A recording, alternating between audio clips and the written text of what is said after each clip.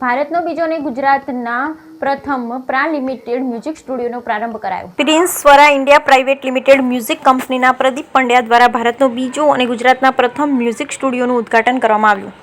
અમદાવાદના ફોરડી મોલ ખાતે prince Swara India private limited music કંપનીનું ઉદ્ઘાટન કરવામાં આવ્યું, જેમાં ગુજરાત તેમજ અન્ય રાજ્યોમાંથી ગાયકો ઉપસ્થિત રહ્યા। આ મ્યુઝિક કંપની દ્વારા મ્યુઝિક ક્ષેત્રમાં લોકોને આગળ વધવાની ઉત્તમ તક વિનામૂલ્યે આપવામાં આવે છે।